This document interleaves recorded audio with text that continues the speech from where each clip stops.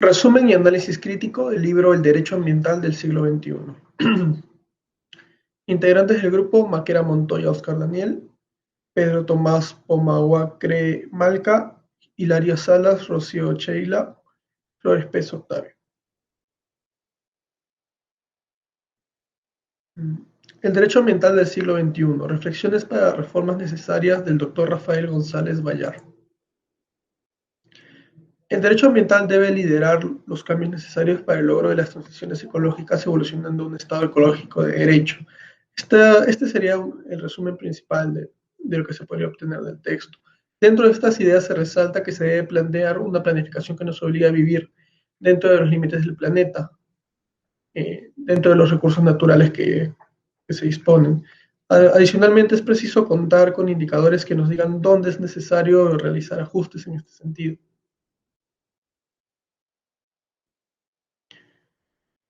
Respecto del análisis crítico, encontramos que las principales limitaciones son infraestructura estatal, en términos de ampliar las jurisdicciones especializadas en justicia ambiental. La propuesta de la economía circular respecto a los bonos verdes emitidos como convocatorias del Estado para beneficiar a empresas ecológicas, los consideramos adecuados y posibles.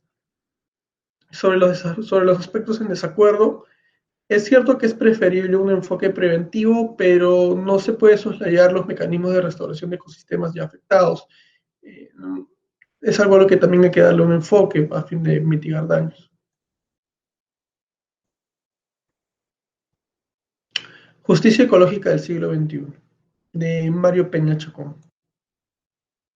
En resumen, esto incide sobre la justicia ecológica, que debe ser local, regional, nacional, transfronteriza y planetaria. Esto es un enfoque de equidad, ¿no? Donde se trata de llegar a la mayor cantidad de actores posibles. Una justicia basada en una valoración biocentrista, poniendo el eje en la naturaleza. Asimismo, debe aspirar a ser distributiva, conmutativa y restaurativa a fin de lograr una plena efectividad. Eh, para lograr esto se requiere jurisdicciones ambientales especializadas, procedimientos efectivos, razonables, justos, abiertos, rápidos, transparentes, equitativos y oportunos. Respecto del análisis crítico, tendríamos que las limitaciones vendrían de la búsqueda de equilibrio entre la tutela de los derechos humanos con los derechos de otros seres vivos y cómo equilibrar esto, ¿no? En la práctica. Sobre los planteamientos de una justicia ecológica no jerarquizada entre las atribuciones de personas y animales, esto generaría dificultades en la aplicación porque por la naturaleza de los mecanismos que se tienen es necesario que sean distintos por los sujetos también. No es lo mismo hablar de los sujetos de un oso como sujeto de derecho que de una persona como sujeto de derecho, tendría una distinta relevancia. Asimismo, en conclusiones, la justicia ecológica debe ser célebre, equitativa, distributiva y a su vez contemplar la tutela de los derechos de la naturaleza por mérito propio, así como de las personas no humanas. Derechos de la naturaleza, fundamentos y protección por el Estado ecológico del derecho en América Latina. La explotación de la naturaleza desde una óptica en la que se objetiviza como recurso ha llevado a una crisis ambiental que no ha sido afrontada por el Estado de Derecho, por lo que es necesaria la formulación de un Estado ecológico de derecho. Esto conlleva que para una efectiva protección de los derechos de la naturaleza es necesario que la cosmovisión del buen vivir sea efectiva y ampliada para la realidad latinoamericana, hacia una nueva forma de desarrollo. Asimismo, surge un nuevo constitucionalismo latinoamericano que prepondera la protección de la naturaleza y el buen vivir, tomando los valores de la filosofía andina en armonía con la naturaleza.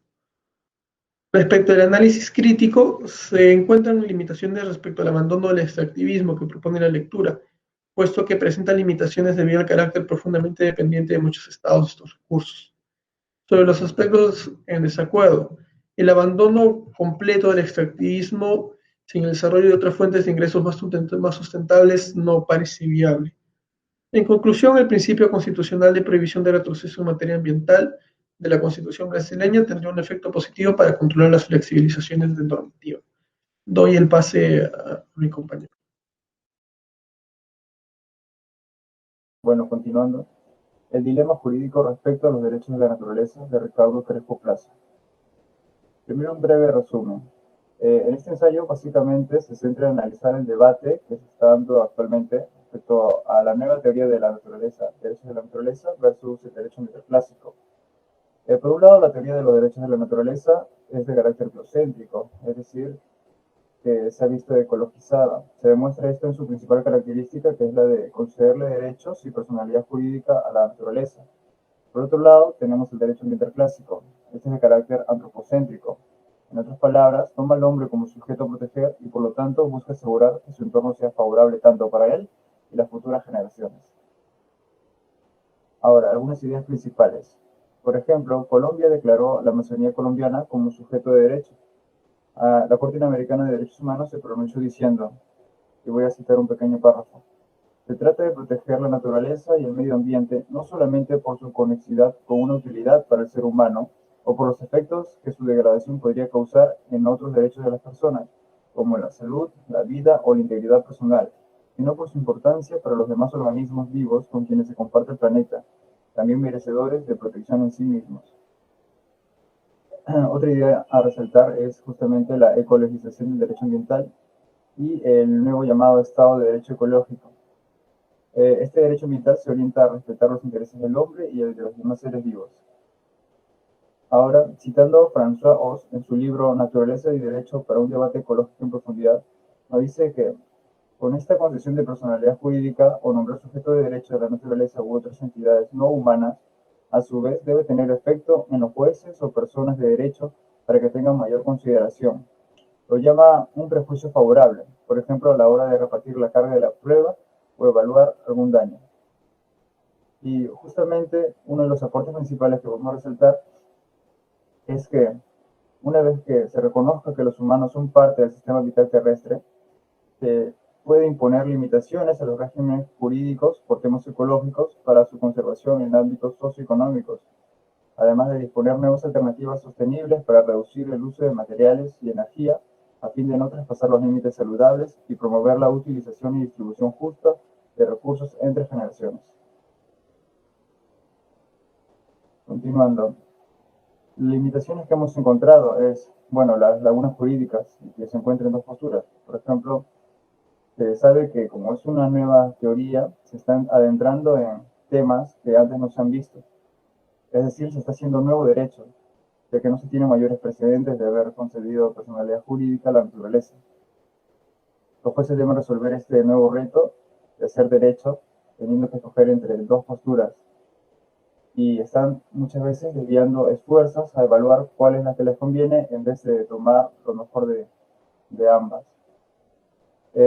Estamos en desacuerdo en que concederle personalidad jurídica a la naturaleza sea la solución para esto, porque nos parece ilógico que darle la capacidad de defenderse a la naturaleza por sí misma tenga algún sentido, ya que siempre será necesario el hombre para la aplicación de esos derechos, o siquiera para invocarlos.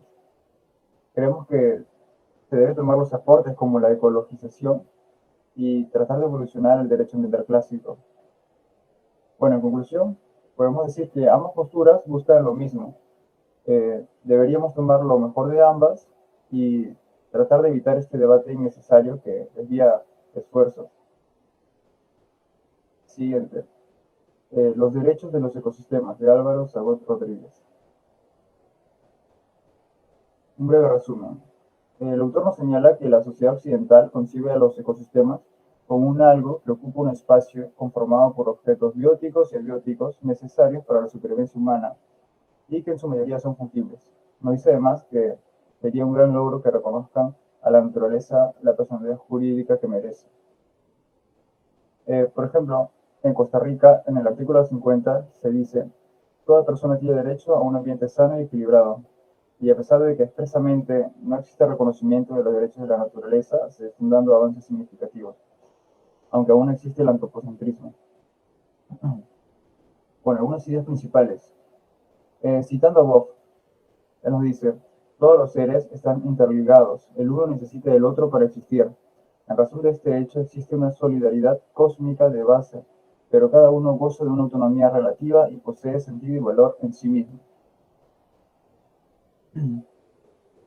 Bueno, también podríamos decir que en este ensayo el autor nos dice que es necesario incluso reformular la conocida pirámide de fuentes clásicas de Kelsen, pues considera que existe una fuerte interrelación entre humanos y los ecosistemas, por lo que debemos ser inclusivos y reelaborar el ordenamiento jurídico. Nos dice también que el derecho está pensado para que pensemos que lo más importante en el planeta es la humanidad.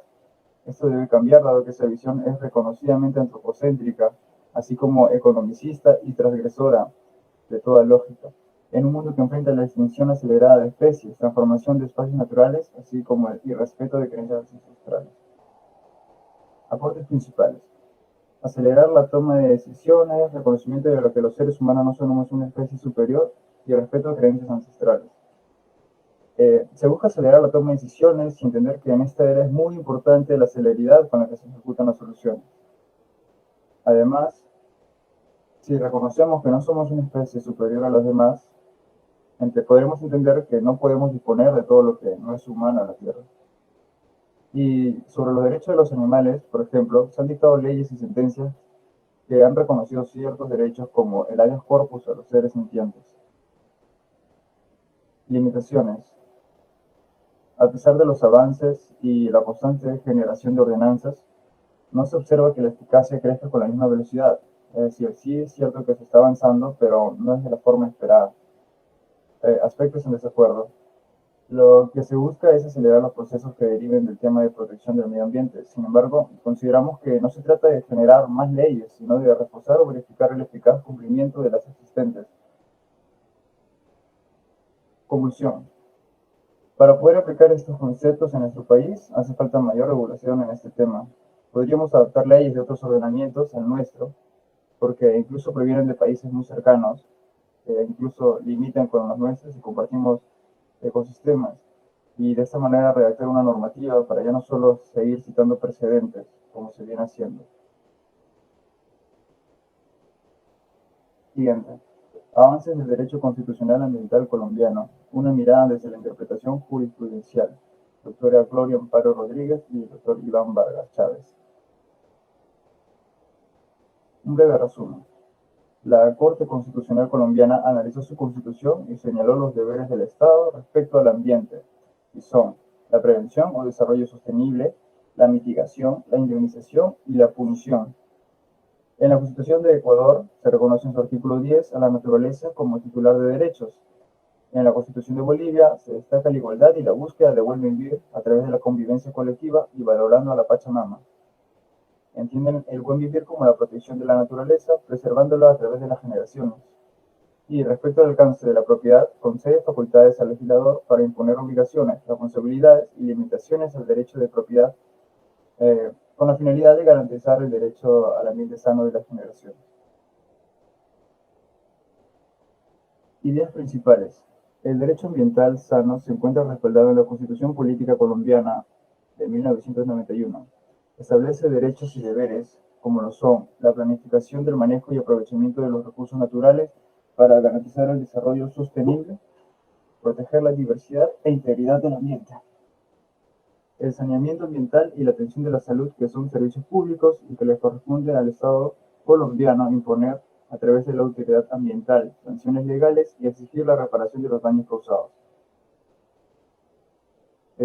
Otra idea principal sería, por ejemplo, que en Ecuador, en el año 2008 y Bolivia en el año 2009, se basaron en su cultura ancestral de los pueblos nativos para crear las bases de legislación del derecho del medio ambiente.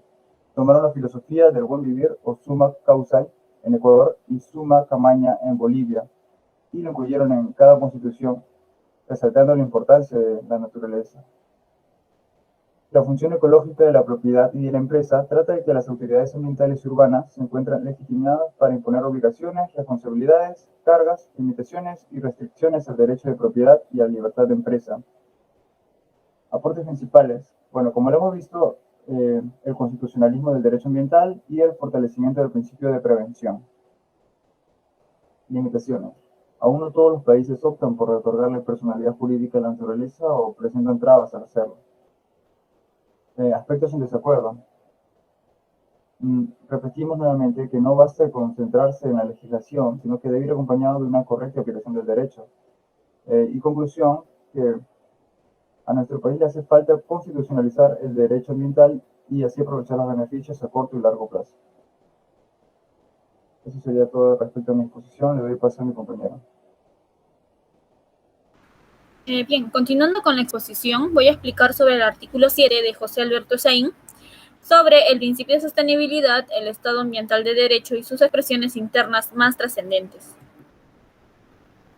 Bien, como un pequeño resumen del Estado ambiental de derecho, aporta José Alberto Esaín de Argentina, señalando que surgía un principio de sostenibilidad como un modelo de desarrollo supuestamente consolidado, pero para Esaín en realidad era poco explorado, por lo que proponen para lograr su efectividad una integración de las fuentes ambientales. Integrar las fuentes de diferentes niveles, ya sea de rango constitucional, leyes, normas o reglamentos, para una ordenación sistemática y una aplicación complementaria. Algunas ideas principales es que el advenimiento de un derecho nuevo a vivir en un ambiente sano y equilibrado en el marco del desarrollo sostenible, también la vinculación interna en el rol de los poderes del Estado, también la nueva modalidad de tributación. Bien, ahora sobre los aportes principales, el primero es que nace el concepto de Estado ambiental de derecho. Otra es sobre la aparición de dos principios de alta trascendencia ambiental, como vienen a ser el principio de integración y el de supletoriedad. Y también es sobre el principio de sostenibilidad. Y bien, ahora con respecto al análisis crítico, primero sobre las limitaciones que tiene este artículo. Primero que la Ley General Ambiental en Argentina no tiene una fuente constitucional. Y por otro lado es que no existe una regla de jerarquía que coloque a la Ley General del Ambiente por encima de leyes sectoriales. Un aspecto que estamos en desacuerdo es sobre el principio de sostenibilidad, ¿no? Que tenga una vocación extensiva. Y bien, ahora con respecto al artículo 8 del doctor Ezio Costa Correia, que trata sobre la participación ciudadana ambiental en Latinoamérica, una estructura en construcción. Bien, como un pequeño resumen, Ezio Costa, de Chile, desarrolla el desarrollo de la participación ciudadana como un mecanismo de legitimidad democrática en la toma de decisiones en diferentes ámbitos de materia ambiental, por lo cual él buscaba identificar si se podía ser efectiva, considerando que en la mayoría de legislaciones se contempla, pero en la mayoría de los casos no se hace efectiva. ¿No? En este artículo, las ideas principales, ¿no? Sobre los avances del derecho a la participación en materia ambiental, por otro lado, sobre los mecanismos de participación que se han relativamente expandido a propósito de cumplir diversas funciones. Aportes principales de este artículo, primero es que se define el derecho a la participación ciudadana en materia ambiental, también se define la función de la participación ciudadana en materia ambiental, y por otro lado tenemos el análisis crítico, ¿no? Primero, la limitación de este artículo es la deslegitimación de las decisiones públicas, que estas no han sido combatidas con mecanismos de participación ciudadana. Un aspecto que estamos en desacuerdo es con respecto a la aplicación de los estándares de participación en la gestión pública, ya que estas requieren un mayor perfeccionamiento. Bien, ahora con respecto al artículo 9 de Jorge Cabrera Medaglia, ¿no? Sobre el tema de apuntes sobre el régimen legal del acceso a la información pública ambiental y el cambio climático. Bien, como un pequeño resumen de este artículo, no es que el régimen de acceso a la información pública ambiental sobre el cambio climático recobra mayor importancia para Jorge Cabrera, tanto desde una óptica constitucional como jurisprudencial.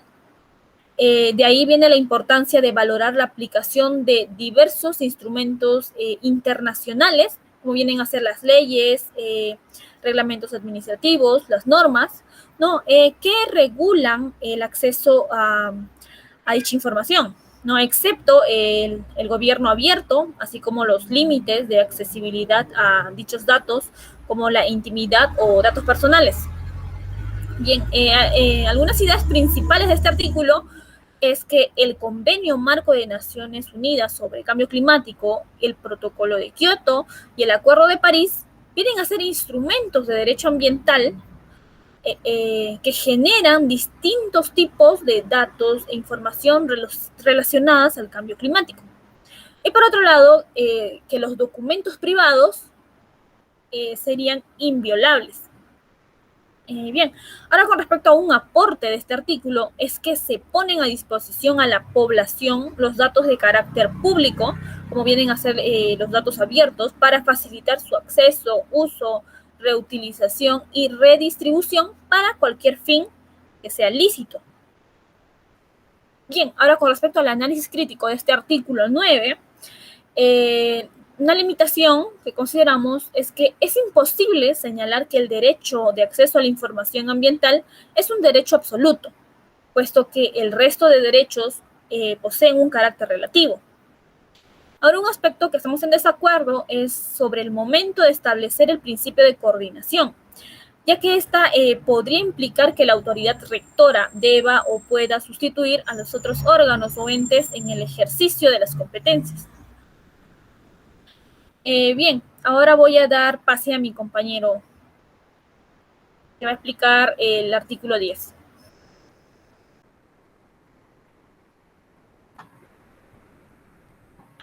Las instituciones de cambio climático en México, planeación, implementación y prospectiva. En este artículo se revisan los instrumentos de planeación sobre el cambio climático en México. Además, se analizan los principales reportes que se han emitido sobre los avances en el Programa Especial de Cambio Climático del 2014 al 2018. Y aparte se realiza un análisis crítico de las limitaciones institucionales con respecto. Las ideas principales de este son los acuerdos internacionales para el cambio climático, que deberían ser un gran impulso, pero no lo son.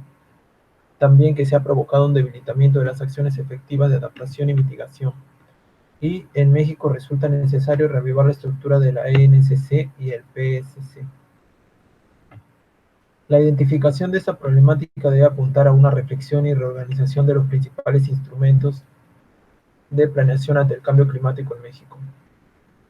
Por último, se espera que la actividad de los funcionarios pueda mejorar y lograr un mayor impacto en las acciones de adaptación y mitigación al cambio climático. Entre los aportes principales están los que hizo la Convención Marco de las Naciones Unidas sobre el Cambio Climático con la creación de las conferencias de partes, o también llamadas COP. También el NSCC y el PEC, teniendo mayores alcances y repercusiones, la evaluación final del 2017 del PEC, la cual identifica rubros muy relevantes para el proceso de mejora continua de los instrumentos de planeación y ejecución de políticas públicas ante el cambio climático. Sin embargo, hay ciertas limitaciones, como que los acuerdos internacionales no son suficientes, como lo mencioné. También existe una falta de presupuestos y recursos, lo cual inhibe la construcción e implementación de políticas públicas para la mitigación y adaptación al cambio climático. Por último, las acciones de las autoridades no resultan exitosas si no tienen un esfuerzo combinado. Esto quiere decir gobiernos, universidades y sociedades civiles. Estamos en desacuerdo en que las municipalidades tal vez no deban ser prioritarias para el comienzo de estas políticas, sino un cambio de mentalidad en la sociedad civil, ya que podría ayudar mucho, ya que son estos los que se verán totalmente beneficiados gracias a la mitigación y adaptación al cambio climático. Concluimos que a pesar de las intenciones para un cambio en la visión nacional, quedan falencias que cabe corregir para asegurar la mitigación y adaptación al cambio climático. En el siguiente artículo nos hablamos de la competencia concurrente de la Sala Constitucional y de la Jurisdicción Contenciosa Administrativa, sobre el derecho protegido en el artículo 41 de la Constitución costarricense. En este artículo se manifiesta la competencia compartida concurrente de la Sala Constitucional mediante el amparo constitucional y del Tribunal Contencioso Administrativo mediante el recurso de amparo de legalidad, para poder conocer las posibles lesiones al artículo 41 de la Constitución, que nos habla del derecho a un procedimiento administrativo cumplido y pronto. Las ideas principales de este artículo son que el derecho a un medio ambiente sano y ecológicamente equilibrado es un derecho fundamental. susceptible de tutela y protección por los diversos mecanismos de control de constitucionalidad. También que se afecta al artículo 41 sobre el derecho a un procedimiento pronto y cumplido en materia del goce al derecho a un medio ambiente sano y ecológicamente equilibrado. Y por último, que existe competencia compartida entre la Sala Constitucional y el Tribunal Contencioso Administrativo. Gracias al avance en este tema se han desarrollado algunos aportes primarios como los alcances del derecho protegido en el artículo 50 de la Constitución costarricense, el cual disfruta de una protección multinivel o multidimensional. También este artículo guarda amplia jurisprudencia que puede servir para un mejor entendimiento y alcance del derecho al procedimiento pronto y cumplido. Sin embargo, aún existen limitaciones, como omisiones de resolver y conocer denuncias, quejas o reclamos en materia ambiental en la jurisdicción contencioso-administrativa. También existen aspectos en desacuerdo, porque a pesar del gran alcance para el autor sobre el particular, este excede el objeto y el propósito de estas líneas, desarrollar la manera en que este derecho ha sido tratado jurisprudencialmente por la Sala Constitucional y también por la doctrina nacional, de manera progresista y proactiva. Concluimos que la existencia de una competencia concurrente entre la Sala Constitucional y Tribunal Contencioso Administrativo resultaría una idea efectiva que podría mejorar el acceso a la justicia en derecho ambiental en nuestro país y tendríamos un mejor método de atención y acceso. El artículo de gobernanza de agua, un debate constructivo a partir de diferentes modelos de participación. El siguiente artículo analiza los modelos de gestión del agua desarrollados en Estados Unidos y en Francia, países que presentan diferentes formas de interferencia estatal. Se investigan también las principales características de la Política Nacional de Recursos Hídricos de Brasil. Y al final se debaten los puntos débiles y fuertes de los modelos de gestión del agua. Para ello, las ideas principales son que se analiza el problema de la gobernanza del agua, por lo cual el autor apuesta por la aplicación de un principio participativo y plural, valorando la potencialidad de la gobernanza y el equilibrio de ciertos contextos y comunidades locales. Y la elección de los contextos norteamericano y francés es justificable por el hecho de que el primero está fuertemente marcado por la escasa intervención estatal y el segundo por la delimitación de una estructura mixta en la gestión del agua. La reflexión crítica es uno de los principales aportes desde la perspectiva de participación y movilización social sobre los tres formatos mencionados de gestión del agua, con el propósito de colaborar con las construcciones teóricas relativas. También lo es el propósito de discutir en qué medida la gobernanza del agua puede ser una herramienta eficaz para brindar una gestión más plural y participativa en Brasil. Por último, se perfilan las definiciones y aplicabilidad de la gobernanza ambiental, en específico del agua. Nosotros concluimos como grupo que este libro, junto a los diversos artículos incluidos, provoca un cambio de paradigma saludable a la ecologización del derecho. Primero, en el reconocimiento constitucional en América Latina. ¿Por qué? Porque se trasciende la visión antropocéntrica poco a poco y se van reconociendo los derechos de la naturaleza bajo una concepción ecocéntrica, que es la que el profesor siempre nos da. También se dan dos alternativas para la efectividad del derecho ambiental: la justicia ambiental ecológica en sus diversas dimensiones y el impulsamiento de mecanismos de verificación de efectividad y eficacia de la normativa ambiental, fijando indicadores jurídicos en el derecho ambiental. Si la institucionalidad del Estado para el abordaje de problemas ambientales es suficiente y efectiva, fácilmente se logra determinar que en muchos casos, en la gobernanza del recurso hídrico y en las garantías de participación ciudadana, dicha institucionalidad requiere ser ajustada y renovada. A su vez, siempre se observan avances importantes relacionados con el desarrollo y aplicación de principios ambientales, sobre los cuales existen recientes instrumentos nacionales e internacionales, como los mencioné, que eran el principio de participación ciudadana, el acceso a la justicia ambiental, el derecho a la información ambiental, todos ellos vinculados con el cambio climático.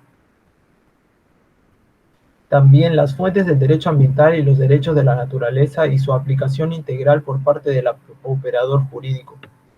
sobre todo de jurisprudencia multinivel y que permita garantizar la efectividad del principio de sostenibilidad y el desarrollo del Estado ecológico de derecho, ya que este Estado permitiría ir conciliando la visión antropocéntrica de corte occidental con la perspectiva ecocéntrica, o también llamada biocéntrica, la cual nos da desde la cosmovisión originaria indígena.